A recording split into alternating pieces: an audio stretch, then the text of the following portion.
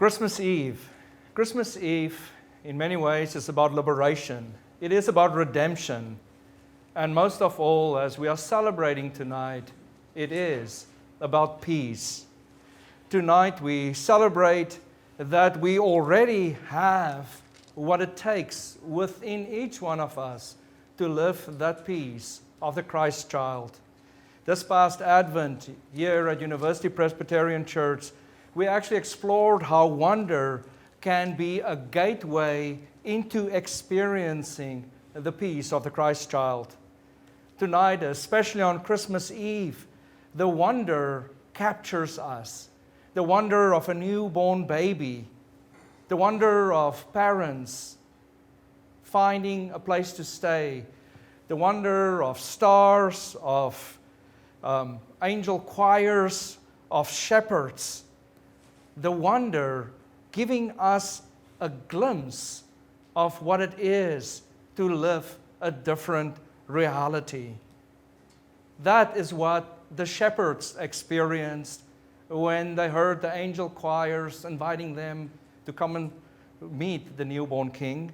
That is what the foreign astronomers experienced when they, through science, follow a star to experience the one that crushed all the boundaries that separates and divides. Yet, the incarnation of Christmas Eve and the inbreaking of God in our midst asks of us to go beyond wonder. And I have experienced that in my life. How not only individuals can create a new reality through wonder, but how we as communities can do that.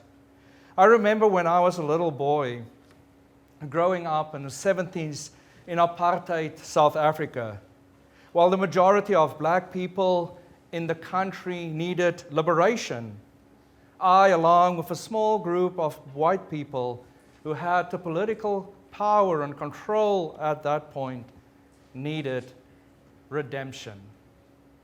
Christmas is about liberation, about redemption, and about peace.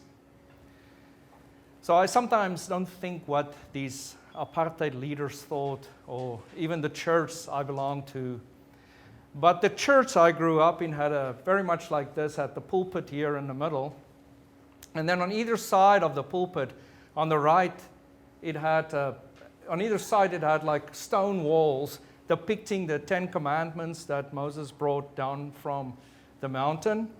But on either side, they wrote the interpretation of Jesus. So on the right, it said, love the Lord your God with all your heart, and with all your soul, and with all your mind. And on the left, the tablet said, love your neighbor as you love yourself. Never did I imagine that those words would have been so radical that it would bring about the change in us as a people. Because as I sat there as a child, I wondered what it meant to love God. I wondered what it meant to love my neighbor. And I wondered what it meant to love myself. Well, I must admit, I did all this wondering if I was awake. I had this notorious habit of falling asleep during worship, to my parents' great embarrassment. So thank heavens it's cold enough tonight in the sanctuary that none of you will fall asleep. For our worshipers at home, you can be glad you can be sitting there under a blanket. But yet, even in our dreams, when you do fall asleep in worship, we dream about a different reality, about a world that can be. But not only did I ask those questions, when we met our friends, and these are all little white apartheid kids, when we met our friends, we would ask each other, what do you think the Bible means by loving your neighbor? Who do you think, in fact, is my neighbor? Is Aya Luisa, the nanny or the our domestic helper who took care of me, is she my neighbor?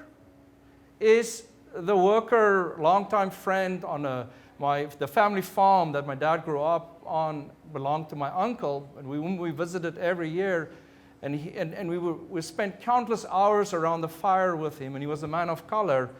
But was he my neighbor? We would eat and drink with him. Was he my neighbor? Little did we know that by asking these questions, by wondering, a new reality was born within our lives and in our hearts. Because at the same time as we were asking these questions, the majority of black people in the country asked the same questions,